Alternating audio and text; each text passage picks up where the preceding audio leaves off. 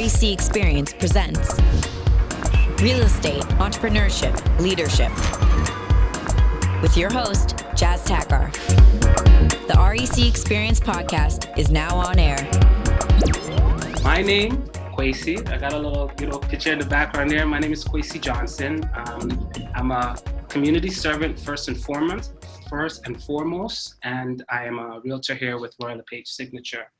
So today, we have the opportunity to have Jas Takhar here with us. Toronto native Jas Takhar has been in sales and service industry for about 25 years. Soon after deciding to try his hand at real estate, he co-founded REC, and over the course of 15 years, he has successfully propelled his team to the number one position in Canada under Royal LePage. 25 realtors and 10 support staff. His team advises and assists over 700 buyers, sellers, and investors yearly across the GTA. Jas's area of expertise is helping investors build out their real estate portfolios, wanting to share his knowledge and experience with the masses. He wrote a book. The book entitled The Real Estate Intelligence, which teaches others how to buy and sell real estate on their own. Furthering his pursuit of education and motivates. He now hosts one of the top business podcasts in the country, the REC Experience. Here he interviews guests and he shares their success stories on real estate investing, entrepreneurship, and leadership. His hope is to provide inspiring content to aid others in removing the fiction from their life in order to help them to get from where they are to where they want to be. So thank you so much, good brother. Thank you. I'm excited to have you here. Thank you for putting on this webinar. Thank you for having me. So here we are. I did a little bit of the bio, but I know that there's a backstory. Me being a man from Scarborough, I heard a little bit about something about the West End, but I didn't. We did some business. Let's know, who is Jas Takhar? Well, I appreciate that, man, and I appreciate the kind words earlier on as well. I'm born and raised in the West End, in the north part of Toronto, in an area called Rexdale. I laugh with a lot of people. Like, I'm no longer in Rexdale, but you can physically take me out of Rexdale, but you can't take Rexdale out of me. It's where I'm born and raised. Spent I'm going to say about 23 years of my life, 24 years of my life there. And so I'm also a son of immigrants as well. My father was a taxi driver his whole life. My mother was a factory worker. So I learned at a young age, right? You got to learn how to pinch pennies because they had no choice. They had to do that, but also how to be conservative. I also have two older brothers, right? And having two older brothers for me is always a healthy reminder that you're closer to the bottom than you are to the top. And they remind me of that even till this day. I had a conversation with my brother about a half an hour ago. And still pushing me around like I'm the young brother, but I love him, got mad respect for him. And so at the age of 12, I got my first paperwork, Kwesi, and I learned right away. I was like, I like this. I like the freedom. Like, I do some work, I knock on some doors, I deliver some papers. If I'm really nice to people, they'll tip me, come collection day for the newspaper. And back then it was the Toronto Sun and the Toronto Star. And then I started brokering more routes out. I started brokering more routes and started giving them to my friends because they were too scared to ask the managers for a job. And I started to get that entrepreneurial blood in me. And I fell in love with it from the get. I love school, but class kind of got in the way for me. I wasn't someone that could sit still. Even doing this webinar, you'll see me waving my hands a lot. I will definitely bring as much energy as I possibly can, but sitting down in class, it just wasn't the way that I learned. I learned through personal development, right? Like books, audios, workshops, seminars, mentors. That was really the way that I was meant to learn, and obviously through experience. And just through my teenage years, I worked at stores. At a very young age, I got into the banking industry. I got into car sales and luxury car sales. And then 15 years ago, I got into real estate and just changed the course of my life. I actually got into getting my license, Kwesi, to learn how to invest. I thought what I was signing up for was to invest, and I quickly learned that's not what the course is for. It's so you can be a realtor and be a real estate agent, and they teach you how not to get sued when you have a client, which is very important. But I was in it to invest. My parents invested at a very micro stage, like always had a basement apartment, so someone helping with the property tax and the grocery bills. But I wanted to take it to the next level, so it took me about 3-4 years to get a grasp of how to work with a real estate investment pro forma. And I'm proud to say, I think the bio that you read was reading, it's slightly dated because we're at 33 realtors, 10 support staff, so very, very close. 33 realtors. And we help a little over 700 buyers, sellers, and investors every year. So I tell people that not to impress anyone. It's really to impress upon people that we have a lot of data now. So over 15 years, you can do the math. 15 years times 700. We've seen a lot of transactions. Seen a lot of people make mistakes, but we've also seen a lot of successes, and we can learn from both. Right? We get to make sure that if others have hit their head, we no longer have to hit our head against the wall. And so that was very, very important to me. And then I started the podcast, man. As I mentioned, I had a lot of energy. I got the mic set up. Hey, Kwesi, I like the sound of my own voice sometimes. And I was like, you know what? I'm going to start recording stuff, and I'm going to put out as much content as I possibly can. And I'm going to do that through the book. There is no cost for that. So I appreciate you sharing that book out to people. The podcast, there is, you don't have to pay for the content. I do about 25 pieces of content on all the different platforms every single day. And it's all content that's free. And if people want to get more information, they connect with someone like Kwesi. Kwesi uses it and starts educating more people. Of course. Okay, awesome, amazing. Thank you so much for doing that. Just giving us a little bit more of a background. So I want for you to, I'm going to switch it up a little bit. First, I was going to get you to do the presentation, but I wanted to stick on a few of some key things that I took out of some of the podcasts that you've already done, just to tap in, to give folks a little bit more from nuanced ideas of who you are. So, significant moments in your life. You took decisive action at these 3 significant moments that I want for you to tap into. So one, I want you to talk about what happened when you worked at the restaurant. The second, I want to talk about what happened when you had to leave the dealership. And the third is what happened after, the tragic loss of your mentor, the person that really kind of, brought you in and raised you. So those 3 things, I want to know, in terms of decisive action, what those moments, what were some of the teachables from those moments, and anything else that you'd like to share? Yeah, for sure. Look, when I was about 16 years of age, I was strong. I wanted to always work. Like I've always had that passion to work. Remember, I said when I was 12 years old, I got hooked to the working and getting paid and then doing whatever I wanted to do with my money. And it was also because my parents, we ate well and we played sports, but we didn't have a lot of disposable income, right? There's three sons as well. They tried to do as much as they possibly can. God bless my parents, love them. We have a great relationship. But I always wanted to have more. And so trying to find odd jobs like warehouses and midnight shifts, whatever I had to do to earn some money. And at 16, I walked into a restaurant and I asked the guy for a job. He's like, yeah, man, you're good. Like, come on in. Yeah, you're okay to work here. And he gives me an apron and I put on the apron and he's like, okay, go to the back. I'm like, okay, I thought I was going to work at the front, like in the cashier section, like right at the front taking orders. He's like, no, you got to go to the back. I was like, okay, maybe I'll wash dishes. And he's like, turn on that fryer. And I was like, oh, okay. Like, I'm not used to cooking and stuff. I never turned on a fryer. I turned on that fryer, got the fries, put them into the fryer. And a little spot of oil, hot burning oil, hit my wrist. I still remember where it is. I get goosebumps every time I talk about this. And I felt this burning sensation. I was like, whoa, that's something I never want to feel again. And I took off my apron and I said to the guy, thank you so much for the opportunity, but this is not going to be me. Like I need the interaction with people. I don't like that feeling. And so I'm going to go and do something that I like to do more. Like I don't need this job. I mean, I have a place to live. I want to do something that's going to make me happy. I wanted to do that cashier job because I was going to meet people in the front and ask them to do certain things.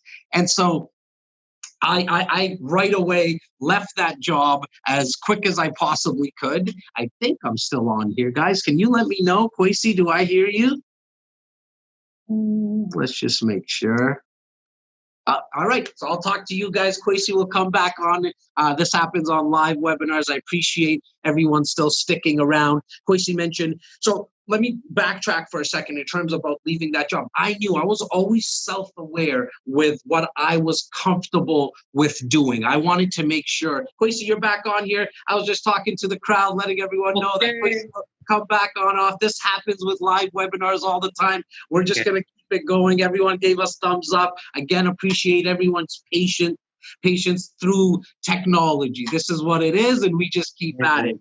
And so when I left that job, I was always self-aware. And I've till this day been very, very self-aware of knowing what I like and knowing what I don't like. Okay. I think there is billions of dollars that people spend and others are trying to sell you, in my opinion, on buying to try to fix yourself. It's like the self-help section and all. Like there's a lot of money being spent on trying to fix yourself. You're not a car. You're not broken. You don't need to fix yourself. In my opinion, you need to go all in on your strengths. Because even if you try to fix something that you're not good at, or you try to do things that you're not good at, you're not going to make home run grand slams changes in your life. You're doing incremental. It's like hitting singles and playing the short-term game. I want you to play the long-term game, in my opinion, again, and work on your strengths. Because by going in on your strengths and your uniqueness, that is what we need more of. We need more positivity and optimism for sure, especially with what's going on in the world today. But we also need people to share their uniqueness. You don't need another Jas. You don't need another Kwesi. You know what I mean? There's already a Jas and a Kwesi. But I want to see the Andrea and the Sharon and the James, because I actually think it's a disservice to the world if you don't live out your uniqueness. Imagine if Beyonce stopped singing. Imagine if Kobe Bryant didn't do what he did. We wouldn't have seen their talents and their expertise in their craft. The second real big change in my life happened when I was in car sales. I was working there for 3 years, doing very, very well with my first mentor in my life. He took me underneath his wing.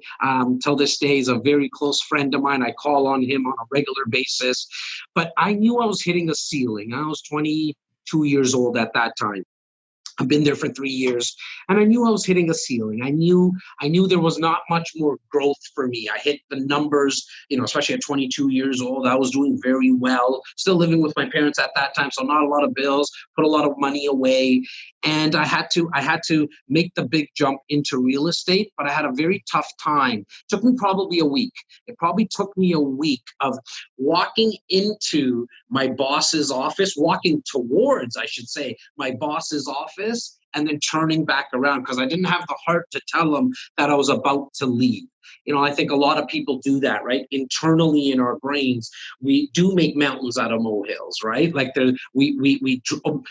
some would say that maybe we over dramatize the situation. But for me, it was a lot. Like he gave me so much. He gave me the opportunity as a 19-year-old kid to just start selling cars, doing it, treating people the right way. I mean, these guys are multi-millionaires, and they run so many dealerships. So one of the biggest car dealers in the country. And so for me to have him take me underneath his wing. It took a lot out of me to do that. But it was the best decision I made. And as I said, we make mountains out of molehills. When I told him, he's like, Jas, I could tell you were ready a long time ago to leave this place. The door at that front of that dealership is always open for you. Go do you. And that for me, it's like a father telling or a mother telling you that like, just go do you. You're going to be perfectly fine, son or daughter. And that's exactly what he made me feel. I already had the self-confidence, but at that age, I still needed to hear it externally. And so I got into real estate. 15 years I've been doing that, but for 13 years I had a second mentor who he was a big brother, a mentor, as I mentioned, but then became my business partner probably about 5 years into our relationship and our friendship.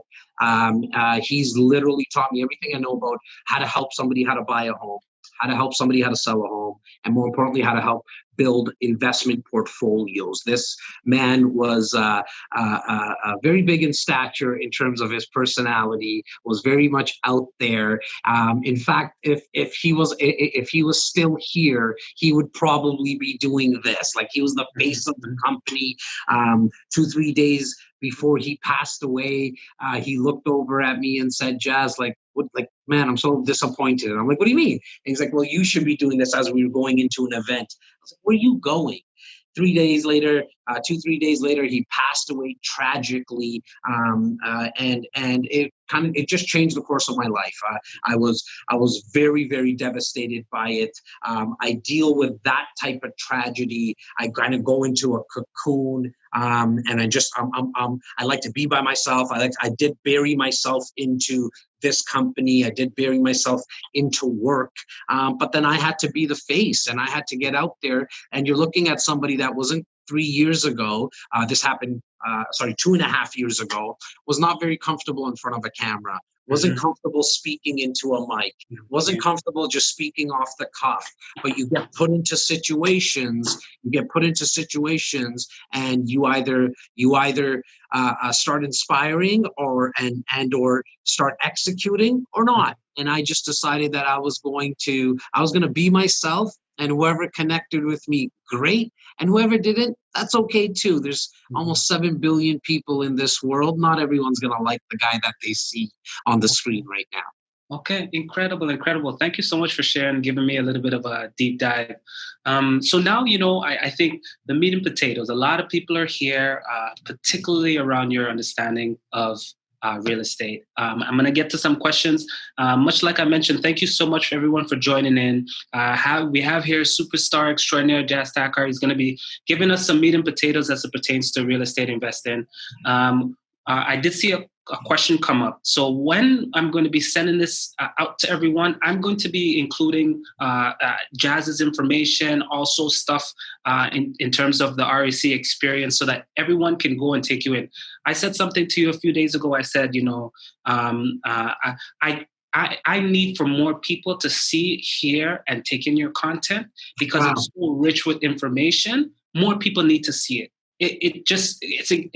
In terms of the Canadian context, we may know the bigger pockets, all these other things, but in terms of Canadian content, someone that's doing it is you. And I'm happy that you're here and you can give us a little bit. So maybe jump into the top 5 reasons to invest in real estate. Give me your top 5, if you might, for the folks that are here. Well, look, I mean, it's in my opinion one of the most passive ways that you can earn and you can create wealth. Okay, millions upon millions of people have done it before us, and millions upon millions of people will continue to do it. And so it's very passive. Okay, you can make it active, and we'll get into that. We'll get into that conversation. But A, it's very passive. B, you can actually leverage. You can leverage out of it, meaning that you can buy a home or a condo, and then you can refinance it. Okay, especially if it's an income property, somebody else is paying the rent, but you can refinance it and purchase more.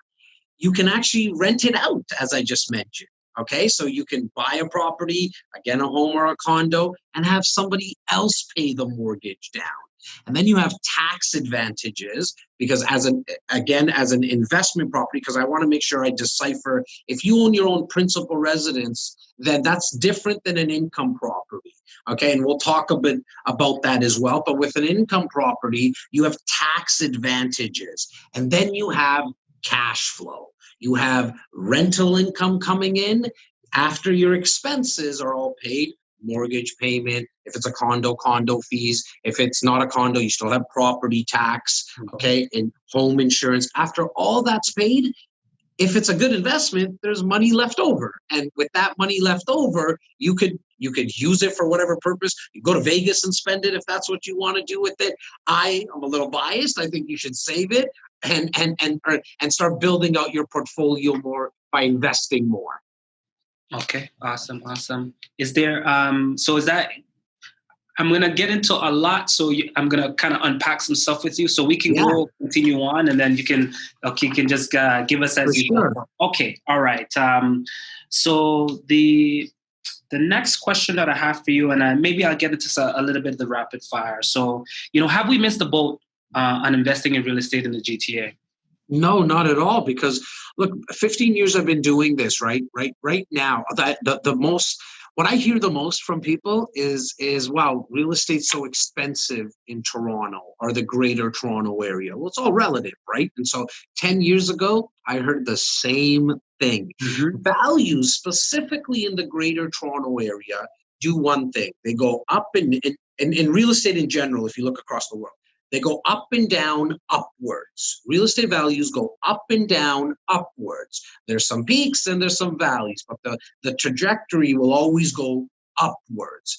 Every 10 years, on average, to speak specifically, Kwesi, to the greater Toronto area in your question, every 10 years for the last 100 years, on average, prices have doubled.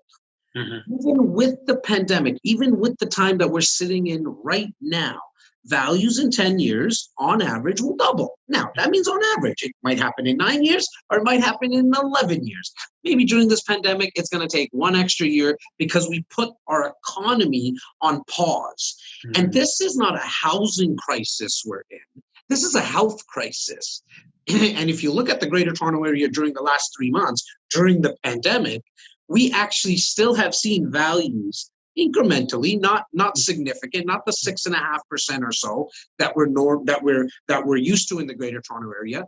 But if you look at last month's stats over and compared to 2019 stats, values still went up by 3%. And so again, I really want people to understand the fundamentals within greater Toronto area. We have the projection from Immigration Canada is that we will have 200,000 people year over year come into the greater Toronto area. So that's 2 million people, especially in an area that has, that's a lot of people. But the real problem comes the fact that we cannot build in certain areas within the greater Toronto area. 2005, the Greenbelt legislation came into effect, which preserves land in southern Ontario, which kind of runs the northern part of the greater Toronto area. On the south of side of greater Toronto area, we have a lake, so we can't build there yet. They haven't figured that out yet. We're not Dubai. We'll get there, but we're not there yet. And so we're essentially on a real estate island. We have a lot of demand. We have very little supply, and just basic economics tell you that that's what keeps values going up. And that's why they'll continue to go up. Amazing. So you touched a little bit on it. One of the questions, or a few questions, came in with regards to the effect of COVID on the market. So what has been your experience? You touched a little bit. Maybe you can expand if there's any other things that you want to. What has been your experience in terms of restrictions, and also what has been the kind of actual results? So you touched a little bit. Maybe you can expand. Yeah. So if we go back to, well, here in Ontario, May 15th, and somebody maybe can correct me if I'm wrong, but I believe it was May 15th was kind of the first day of lockdown. Where everything was just shut down, put on pause. Real estate was still an essential service. And I'm not just saying this because I'm a real estate agent, but I want people to understand why, because we got a lot of questions. I got a lot of heck on my social media. It's like, why is real estate an essential service? Look, forget that that I'm part of the business. But what happens is, and what happened, sorry, before March 15th, there was a lot of people who sold their home. Yeah. Okay, they sold their home and they didn't have a place to go. And then there was people who already bought a home, okay, and needed to sell their home. And so they would have been homeless if real estate wasn't deemed essential. But very prudently, and I give kudos to not only the 55,000 realtors in the Greater Toronto Area, but more importantly, Torontonians and everyone in the Greater Toronto Area. We really listened. If there's anything that happened with this in this pandemic, for me that was shocking and surprising how much as a society we actually listen. I know there was people still out and about and people at parks and so on and so forth. But on a macro level, we listened, we stayed home. And so for that first month, March 15th, call it a month and a half, March 15th to the end of April, what we saw was sales volume drop significantly. In 15 years, I've never, ever seen 67% drop in sales. I want to stop there for a second because what a lot of people thought was, oh my God, values have gone down by 67%. No, sales volume, the amount of homes and condos, the amount of transactions that were happening. And that makes sense because, again, people stayed home. You weren't hearing conversations like, honey, let's go take a look at a home and let's upsize or downsize. Everybody's like, put everything on pause. This is a huge health crisis. Let's stay home and only take care of the essential stuff we need, which is food, which is interesting because even there was craziness around food as well in grocery stores. But I digress in that sense.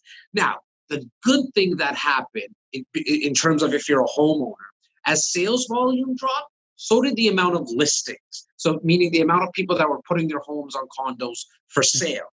If we saw the amount of homes and condos for sale increase, if they were increased more than sales, then the values would have dropped as well. Why? You have more supply than you do demand. And that's what brings values down. What we started to see in May is people understanding that, okay, there is going to be an end to this. And even though at the time of this recording, we're not at anywhere near like the back to normal. I don't think we're in the new normal yet, but you can start to feel, and I personally am feeling it with my client base, is that the consumer confidence, the confidence for consumers to spend money is at an all-time high during the pandemic. And we saw it in the month of May. We saw the numbers. What we started to see now is values increased by that 3% year compared to 2019, but we also saw sales volumes increase now. So we started to see more people, more homes and condos changing hands. And that only happened because consumer confidence was starting to get back. You start to see people like, hey, let's go take a look at home. In fact, a lot of homes were sold virtually, believe it or not, like sight unseen. Nobody touched it, saw it, smelt it. People were buying homes, and they still are till this day virtually. Why? Because of the fundamentals. People need a home. They know that the kids are going to go back to school. They need to get in a different school district. We still have people that, again, that need to work. They're going to be working in a different area. They need to move. So all the fundamentals are very, very strong still. Okay, awesome. I want to get into some real estate jargon and see if you can tease this out for me. So the question is, I want to know your thoughts around buy and hold versus assignment and BRRRR versus flips. So similar in terms of on both sides, but I break it down for folks and let's hear some more of your insights around it. Yeah, so you mentioned buy and hold versus assignment. So to me, buy and hold is my macro thesis on real estate investing in general. So buy and hold is the top of, like, everything that I do, I look at it from a buy and hold perspective. I'll tell you what I mean by that. is that when I'm buying real estate and to create real long-term wealth, and these, I know guys and gals that own 1,000 doors, 2,000 doors. I know people who just bought their first property. So I got like the whole gamut, right? I got a lot of data. But real wealth in real estate is created by buying and holding. Because as you hold, as remember I mentioned, Kwesi, right? Values go up and down upwards. So as you hold on to your real estate, think about somebody who bought a home in 1972, right here in Leaside for $14,000. Back then they were negotiating like $100 you would negotiate back then over 2 days. Like it would go back and forth for 2 days. They bought it for $14,000. That home right now is worth $1.4 million. So see, that's why the wealth is created by buying and holding. You can also do something very interesting when you buy and hold. You can actually refinance the home. It starts to, as an income property, or even if it's your principal residence, you can start it starts to act like an ATM machine, like a quasi ATM machine. And what I mean by that is that you can go to the bank and say, Mr. and Mrs. Banker, or Mr. Banker, you have my value on my home now is $500,000. And after a year, okay, let's just say values went up by $50,000. But if you put a mortgage, if you put 20% down on that, that would have been $100,000 on that $500,000 home. Your mortgage would have been $400,000. After a year, you probably would have paid about $10,000 worth of principal. So now the mortgage on that is approximately, let's just call it approximately $390,000. Okay, if your home is worth $550,000 and you have a mortgage of $390,000, that everything in between is equity. Okay, that equity, you can go to the bank and they'll lend you 80% loan to value, tax free. It's one of the only legal ways not to pay taxes within real estate. So you get to hold on to the asset. They actually give you that equity in cash, like an account, like in an account. If you go to your bank and you press an Interact checking savings, this is like the other button. Okay, they put that money into your account, tax free. There's no tax because you didn't sell anything. Now you take those funds and you can use that for another investment. When you compare it to an assignment, Kwesi, an assignment for anybody who's watching and listening right now is when you buy a pre-construction condo. Okay, you buy a pre-construction condo today and it's going to be built out for 3 years from now. The assignment allows you to flip that contract to a new buyer or a new investor before the building gets built. Now, there's value in that. Why? Because in the last 5 years, I've done 1,000, and I'm lowballing the number, but I like to work with round numbers. We've done 1,000 units over the last 5 years with our clients. In that time period, the condos, and you do an assignment with a condo. You could do it with a home, but it's a lot more popular with as a strategy with condos. In that last 5 years, we've seen about $130,000, $145,000 increase in value. Okay, and so if you wanted to take out that profit, you do an assignment. But here's why I don't really do a lot of assignments personally in my portfolio. I help about 30 to 40 clients do it.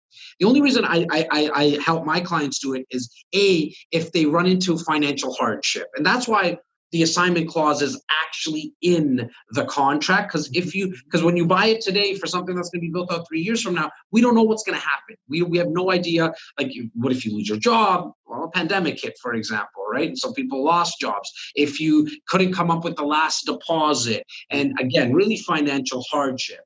And so if you have to do an assignment, you do it for that perspective. But see, as an investor, once you do an assignment, you've sold the asset. You no longer can take advantage of the value keep on increasing. You've got rid of it now. And so you can't refinance it. Yeah, you'll take the profit that you made. You will pay tax on it this time because it's going to be capital gains. And if you've done it a couple of times, it's actually going to be income tax, which is actually worse because you're in a much higher tax bracket and you're paying a higher percentage. And so I would rather you just hold on to the property. When you talk about BRRRR, which is BRRRR stands for, people will see it on online. It's BRRRR. Buy, renovate, refinance, and repeat. Okay, it's actually very similar to buy and hold, and I actually like the BRRRR strategy, just not for everybody. What do I mean by that? A lot of people want to get into real estate because they saw something maybe on real estate investing specifically, because you saw something on HGTV or Bravo television.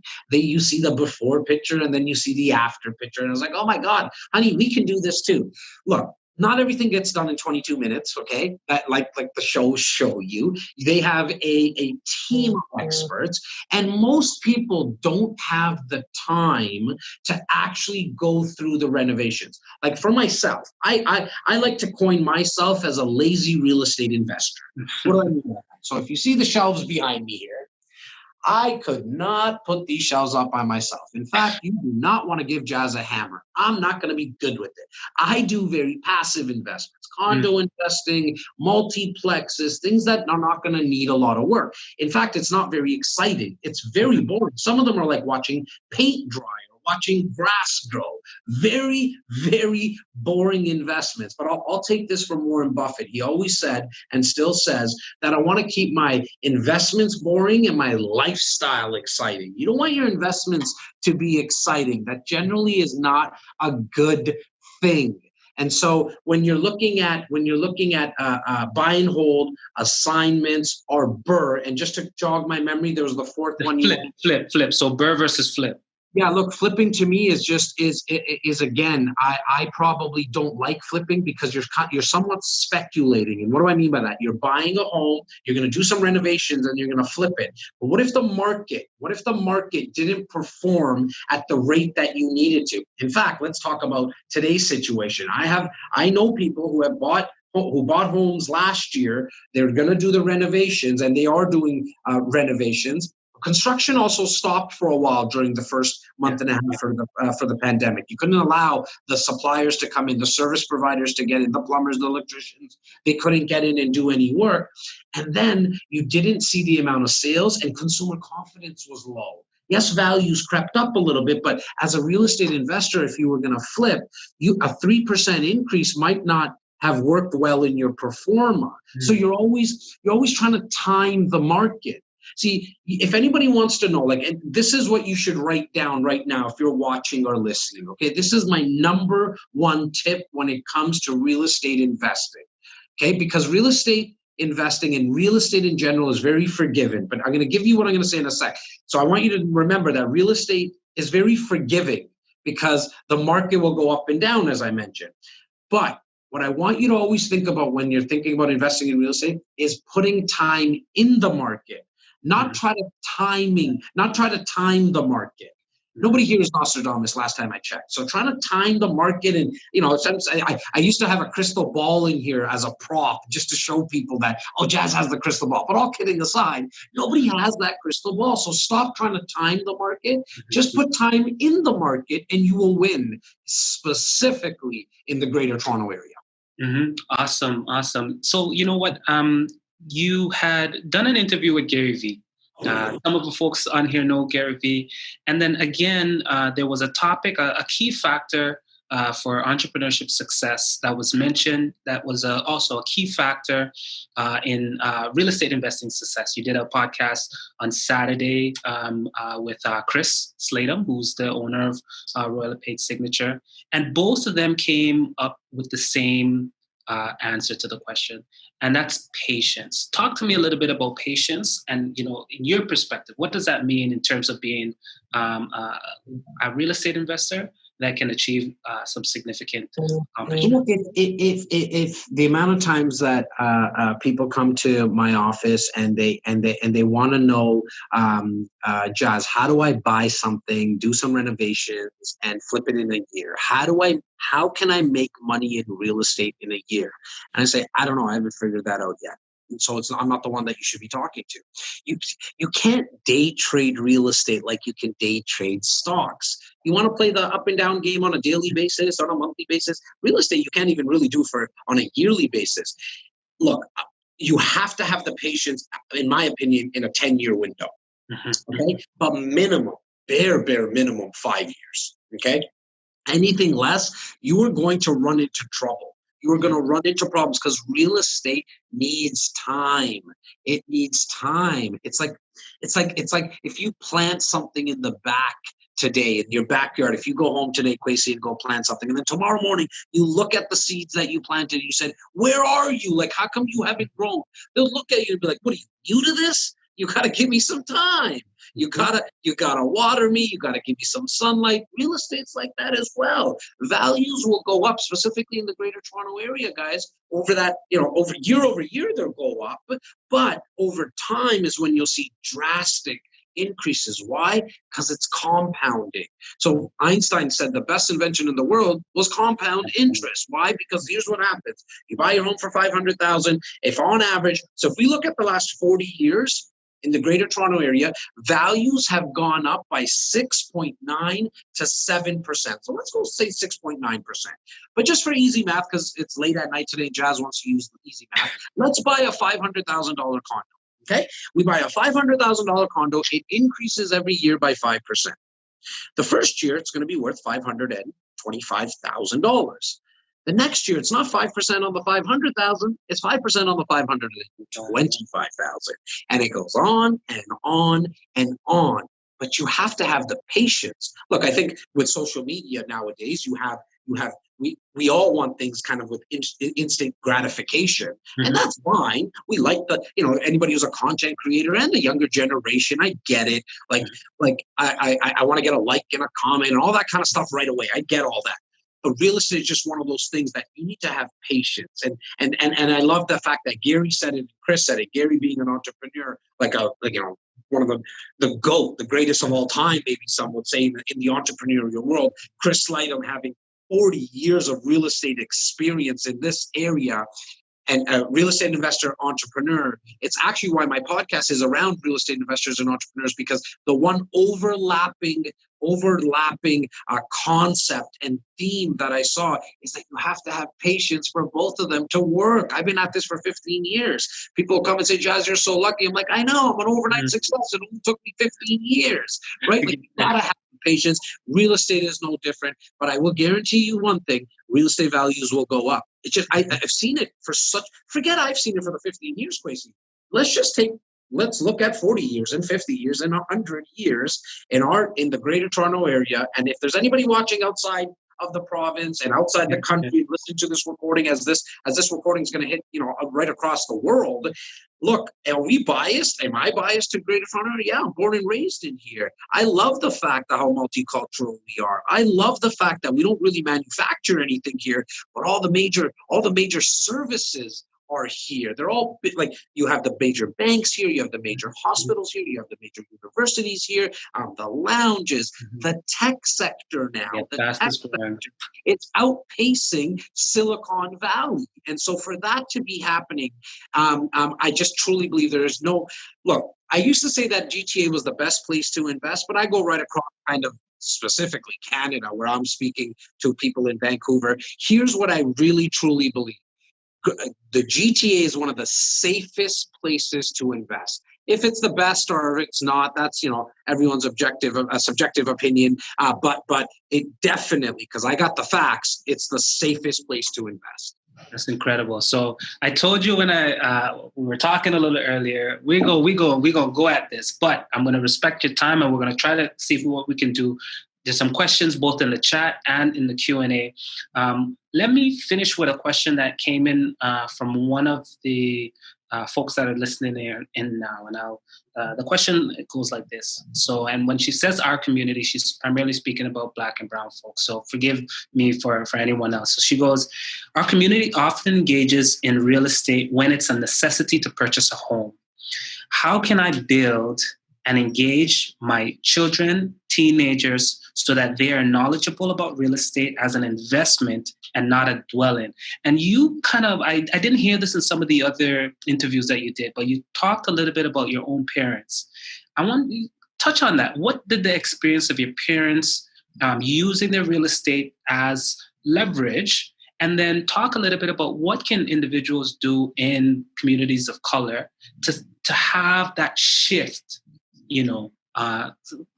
Thoughts on that? Into investing. Look, I at a very young age, at probably about 10, 11 years old, I was writing all my dad's checks.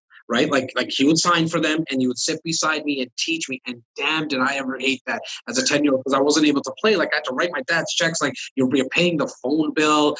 There was no telephone banking or internet banking back in those days. And I'm like, Dad, just let me play. And he's like, No, you got to figure this out. You're gonna balance these books. And after, like, now looking back, and probably about 10, 15 years ago, it clicked in me. I'm like, man, I'm so happy that my dad got me through that, because I always, till this day, I'm very good at budgeting. You know, like I can't hang up pictures. I can't hang up the shelves on the wall behind me, but I can balance books. I'm really good at that. And I don't have an accounting education by any means, but it was through experience. The other thing, you know, as a kid, didn't like it, but I understood it. We always had basement tenants. Okay. Mm-hmm. And my mom just, you know, amazing with these tenants, right? What do I mean by that? Everyone in the area would have been charging, say, $650. I still remember this, $650 a month on rent. My mom would charge $600. Okay. It would be $50 less than everyone. Why? Because she was smart, in my opinion. Because she wanted to get 6, 7, 8, 9 people looking at her place, and then she could cherry pick who she thought was going to be the best tenant based on their income, based on their past references. Where are they working? How stable is it? But she also did some extra things. What she did was, for example, like we had one of my homes, we had the laundry room was on the second floor, like in our side of the dwelling.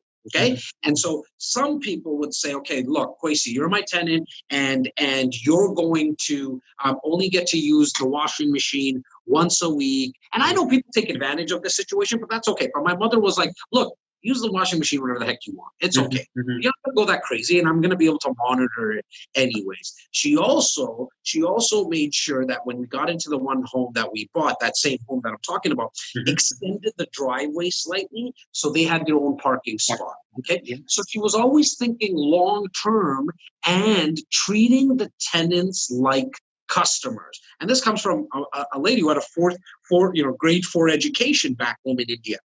But she understood, take care of the people who live in the basement, because they're helping pay our bills. And so for me, between the budgeting and watching that my parents had basement tenants and just helped pay the bills, I understood, okay, like basement apartments are very important. Okay. We need to provide that. In terms of the second part of the question, look, I think any immigrants, I think anybody in general, you got to teach your kids what is not being taught in school. It's not the school's responsibility, in my opinion. I have 2 kids. I have a 6-year-old and a 4-year-old.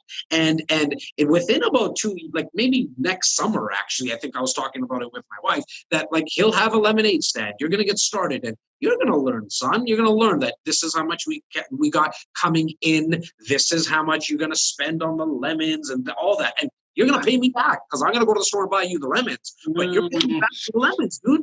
Like you got to pay, because that's normal. That's you. Like that's real life stuff. You know what I mean? The bank is not just because I'm a good looking guy. They're not going to not let me. Well, did everybody catch that? That I was you can give the thumbs up about the good looking guy comment. But I'm just saying, Kwesi, that went over your head a little bit. But in terms of like, you got to teach them at a very, very young age. Look, the best education is experience. Let them see you as a mother and a father or a father go through the process of investing into real estate, especially if they're 15, 16 years old. I want you to take them to the tenant, to your rental property, collect the rent, then go to the bank and say, son, daughter, look what happens. We get the rent. It's not our money though. Right? We have to take it to the bank because we owe the bank money, that we got a mortgage. Okay. And now look, we have $50 left. We can spend this, son, daughter, or we're going to put this in savings. And that's a word that a lot of us need to get used to. Savings. Because ain't nobody saving any money for us. There's not going to be, especially with what the way that we just spent money right now, we as the government, our tax money, as we should have. Look, I will not go on political rants. It's not my style. I don't really follow politics much anyways, but the one thing I followed was the speed at which our government gave money with the CERB. And some will say it wasn't a lot, or it was too much, or it wasn't enough. Look, there's places in this world that got this. Okay, they got nothing every single month. So the $2,000 a month, it was at the speed, and it's why our immigration is going to outpace the rest of the world, because everyone in the rest of the world is looking at Canada right now and saying, look, for all of our faults, but they're looking at Canada right now and saying, damn, that's the place we want to be, because they took care and we take care of our people as much as we can. There's nobody that I know of that's lining up for bread right now. You know what I mean? Like, the numbers didn't increase. Like, there's homelessness obviously here, but the numbers didn't increase because of the pandemic. You know, so we're not living through that. And so I think the best education is through experience. And then look, especially if the kid's 16, they know how to get to a podcast and go to YouTube and get apps way faster than any one of us that's in a little bit of an older age group. You got to point them in the right direction. And they might not learn through podcasts. They might learn through video. They might learn through a workshop. Like, take it from me, I was not, for anybody who's coming on a little bit later right now into the webinar, I spoke about it earlier. I didn't learn in a class setting. I learned, and I found out later in life, I'm going to say 20 to 21, that wow, if I can turn on an audiobook when I drive, that's how I like to learn. I needed to kind of garbage in, garbage out. So be very careful with the information that you allow in here, because I like to talk about the media a lot from the perspective of that's not a nonprofit organization. Their job is for you to click on Facebook their ads or their article, or pick up the newspaper if people still do that. It's your job to decipher what goes on in here. So let's make sure that we understand that. Incredible. Hey, listen, as I said, we can go, but I will say it's now 8:27. Let's take some Q&A, man. Let's take some Q&A. So we have a few. I'm good. Let's get some rapid fire at me, man. I'm good. I'm good for. So we got another 15 minutes. I go live on my nightcap every single Monday to Friday. So I'm good for another 15 minutes. Throw it at me. Okay. So let's just try to knock some. So again, I want to make sure that we have questions that Siri can't answer here. How long should you hold on to a property on average? As long as you can. Okay. Never sell it. If you have a family, you pass it on to your family. That's called generational wealth. That's why real estate is amazing. Hold on to your real estate. You lose money in real estate when you sell. Okay? So as values go up, that's when I want you to refinance. Go to the bank and say, look, I got values that have gone up. My mortgage is down. Can you refinance? As values go down, and when they're in a little bit of peak, you can never time when it's at the bottom, but you'll see the progression in them going down. That's when real estate went on sale. That's when you should think about buying. Okay. So one of my sisters, how is taking out equity from the home different from HOC, home equity line? So the HELOC so it's almost the same. Here's the biggest difference: when you refinance your mortgage, the interest clock starts ticking. You pay on it right away. But there's an advantage to still a refinance, because you can re-amortize your mortgage for another 25 to 30 years. So I always advise people to refinance if they have another property that they're going to be buying right away. Like they know where they're going to place the money. Because then you don't mind the interest ticking right away, because the rental income will cover, hopefully, if we do the numbers properly and you get a good location, the rental income will cover that interest. The HELOC, which is just jargon for home equity line of credit, it's exactly that. It's a line of credit. I like lines of credit because it's accessible cash to you in an account when you want to use it. And you only get charged interest on what you use. Okay. Do you feel like the real estate field is overcrowded, creating a competitive environment? I think that's coming, and I hope I get the context right from a realtor's question. I think that's a realtor's perspective. Yeah, look, I mean, there's 55,000 realtors in the GTA, and I don't think that there's only, I'm going to say out of the 55,000, there's about 5 to 10,000 that are full-time. There will always be competition. Here's my advice to you. Stay in your lane. You know, there's a reason where horse races, when you go to a horse race, you'll see the thoroughbreds, okay? You'll see the horses wear blinders. Okay, so they can only see what's in front of them, because otherwise horses would be going crazy and looking at all the horses next to them.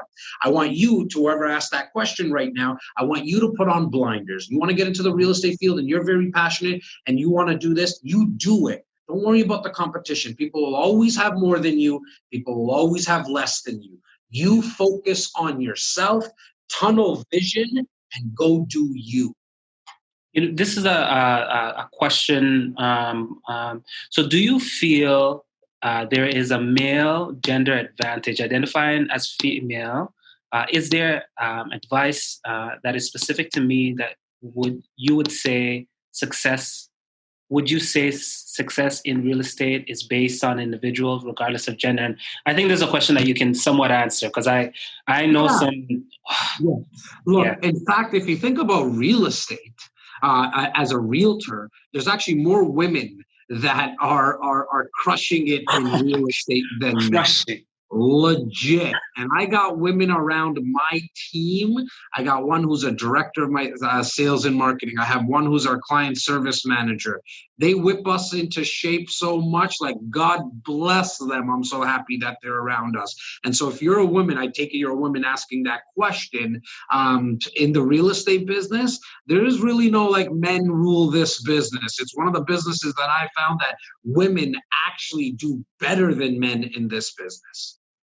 Okay, excellent. So someone wants us, Vanessa wants us to come back. Are we going to come back to the topic around tax advantage for a property?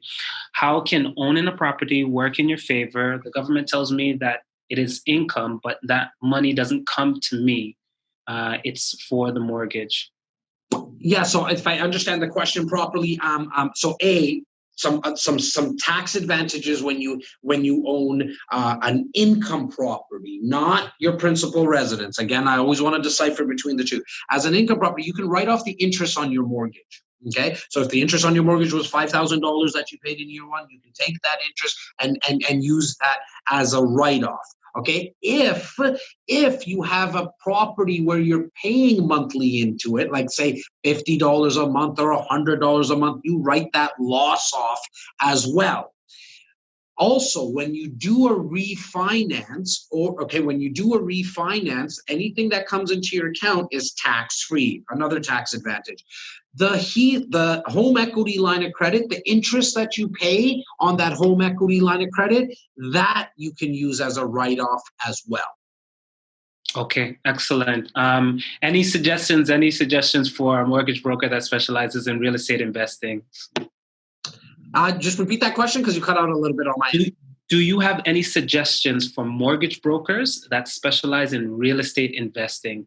Yeah, look, just build a network, do what Kwesi's doing, invite people to a platform, get experts on, educate the market. To the mortgage broker who's watching, I'm not sure if you're seeing all the people that are on here in terms of asking questions. There's so much thirst for more information, and there, even if there's 1,000 people doing a webinar right now in your own office, it doesn't matter because no one can do it like you. Anyone can try to do what Kwesi just did. Guess what? We can't do it like Kwesi because that's him. So build your network. Your net worth is always determined by your network. Keep expanding your network and just get out there, meet people. Right now we got to do it virtually. It is what it is. And just find, you got to pivot. Things happen. It's a journey that you're on. I think a lot of people trying to, to make sure that I talk about the patience again, I want to bring that up really quickly. Most people don't have the patience because they have a destination and they need to get somewhere quickly. Once you realize you're on a journey and you're going to have obstacles along the way, you see it differently. Because if you were going to drive from Toronto to Vancouver, you wouldn't be disappointed or be, angry at the fact that you needed to stop off and get gas. You wouldn't be angry because you needed to stop off and sleep or get some food. Or if it was pouring rain and it was really late at night, you need to stay off. You need to find the motel or the hotel that you're going to stay in. It's part of the journey, just like any of the obstacles that come into your life. It's just part of the journey. Oh, incredible. So question here and connected to something that I wanted to ask.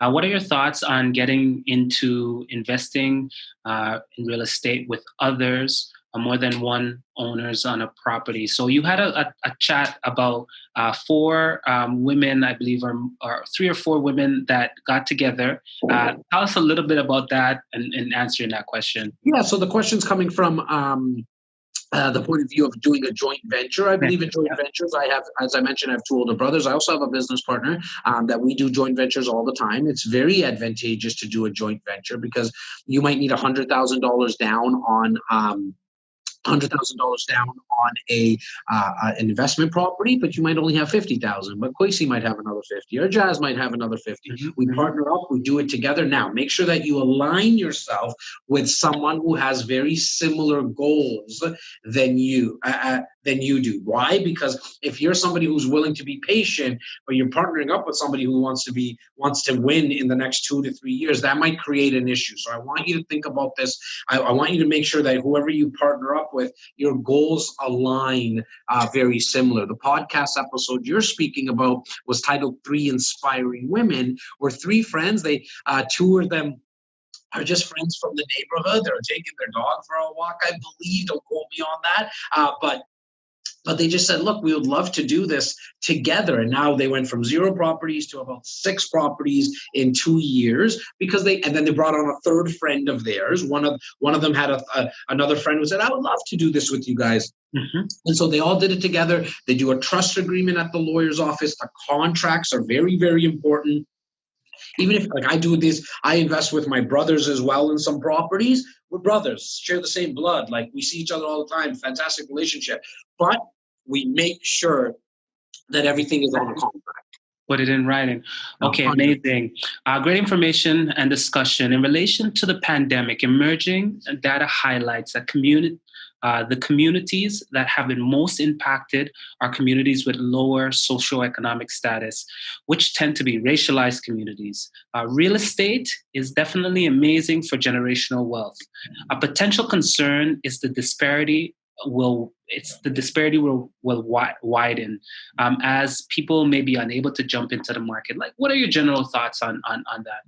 Yeah, look, I think the one thing that Toronto specifically Toronto proper needs to figure out is affordability. I mean, they're doing what they can do right now with what they have in front of them. What do I mean by that? So we have new construction. Because of the Greenbelt legislation, I spoke about the fact that you cannot build this way anymore. You can't build. So you don't see a lot of homes and townhomes being built. You see a lot of condo buildings being built because we don't have a lot of land. In fact, there's applications in downtown Toronto right now for a building to be built on top of a building. There's going to be condos. There's going to be condos in the next, say, 10 years, 8 to 10 years on top of Yorkville Mall. Why? Because we need to make use of the space or try our best, right? And so because we have airspace, we can build some condos. What the city is doing is making it mandatory that a certain percentage of every single new condo, this is backtracking to about 4 to 5 years ago now, every single new condo that's being built, there is a certain amount of units that have to be held back for affordable housing. I think we need to do a lot more. I think the city needs to really get involved with lane housing. Vancouver, Alberta have been doing this, and I think we need to really entertain and get rid of the red tape. Right? Get rid of the red tape from even a developer. Like, I'm not a developer, guys, but I get to sit down and speak with a lot of developers. And over my 15 years, I've been doing it for a very long time. It takes, get this for a second. It takes from application, a developer puts an application to the city, to when a shovel goes in the ground, not even when the condo's built, but when the shovel goes in the ground, 10 years. In the city of Toronto. It takes 10 years. In Manhattan, they do it in 2.5, 13 years. 2.5, 3 years. They do this in 2.5, 3 years. In Manhattan, it takes us 10 years. We gotta some way, somehow lighten the load for developers in terms of how long they need to wait. Why? Because if we do that, we're able to produce more. Okay, the developers are going to be able to make more land, make more condos, make more buildings, make more homes, and then we can actually absorb these new homes and condos, and then you'll see values come down a little bit, which I think is not a bad thing, which will help with affordable housing. Now, somebody who's watching or listening saying, okay, Jas, that's all great, but what do I do now? And so, look, here's really, and this might not go over well with a lot of people, but it's just unfortunate. And if you look right across the rest of the world, the most urban parts of a city, like the downtown cores of any major city in the world, they're all kind of unaffordable. No, the average person can't rent or own in Manhattan or London or Paris, even Vancouver in our own country. So what do you have to do? You have to drive till you qualify, which means you got to go a little bit further out than the downtown cores. Mm-hmm. Incredible. We're getting close. There's a few questions here and there, but I wanted to ask, I think one of the biggest things that folks, tend to think about is just next action. What will you say? Can you say to the folks that are listening in, that are going to listen later, in terms of wanting to take action? What are the next steps you think? Look, get your finances right. Call Kwesi. Okay, so I think this is the easiest thing to do. Over 15 years, I've watched clients do this over and over. Remember, I talked there's failures and there's mistakes people make, but then there's also a lot of successes I've seen. And the successes is taking that leap of faith. Here's the best advice I can give anybody who's watching or listening right now, live or the recording. Get in touch with Kwesi. Kwesi will sit down with you and he'll have a conversation. It's a conversation, 20 minutes, 30 minutes. See what you're trying to accomplish. Are you comfortable with a very passive investment, i.e., for example, a pre-construction condo, where as an investor, you got to put down 20%, but you can pay that 20% down payment in installments, 5% now, 5% in 6 months, 5% in a year and a half, 5% in when the building gets built 3 years from now. Okay, so it allows you flexibility. You also don't need to get a mortgage for it right now. There's a formality, but you actually don't have to get the mortgage, okay, until the building gets built, which is 3 years from now. If you buy at a time, we have a project that we're working on right now. Kwesi has access to it, okay? Mm-hmm. It's in South Etobicoke, right at Kipling and Islington, okay? You're able to buy a condo, okay, for say $480,000 to $520,000, okay? The builder, what they're going to do in the next, call it 3 to 4 months, okay? The next 3 to 4 months, they're going to increase the pricing on these units, okay, 2 more times. You're able to buy at the first stage right now, and depending on how many allocations and reservation forms they get in, they continuously increase the price. Okay, that's the way that a lot of pre-construction condos, new build condo investors win. You got to buy at the right time. Now, how do you find out about information on something like that? Well, you got to get in touch with Kwesi. Kwesi, again, will sit down, make sure that this is the right investment for you. If you're not working right now because of the pandemic, don't even think about investing. I don't even want that to come out of your mouth right now. Why? Because I want your foundation to be strong. We got to get the foundation. You can't build a house or a home on a swampy foundation. You can't be thinking about investing. And so the next step is get in touch with Kwesi. That's really the next step. Incredible. What are we going to see from you? Just in closing, what's in the future for you guys there at REC that is exciting? Look, I think we're the number one team for Royal LePage Canada out of 22,000 realtors. We're blessed. The 33 realtors on our 10 support staff make me look real good. You know what I mean? But the goal that I've always wanted to accomplish is to be number one in the country for all the brands. Right now it's Royal LePage, which also happens to be Canada's largest real estate franchise. But there's other teams that help more people, and I want to hit that objective. I think I have the patience. Okay, I've been doing it for 15 years. I think it's going to take me 5 more years. I'll probably do it a little bit sooner than that, but I think it's going to take me 5 more years to get to the number one team in the country across all the brands. And so that's what's exciting. I'm going to keep on producing content. I mean, everybody who's watching and listening here, I hope this was valuable. I hope I brought value to the conversation. And if I did, that's all I wanted to do. I accomplished something and help my man Kwesi out. This guy, he's been wanting to put this together for a very long time. He thought it was an idea. It was a thought. It became a feeling once he started to think about all the guests that were coming on. And then he took action. And so for that, give Kwesi a call. Put him on the hot seat now and say, hey, Kwesi, man, I want to think about investing. What do you have to offer? How can we start the conversation?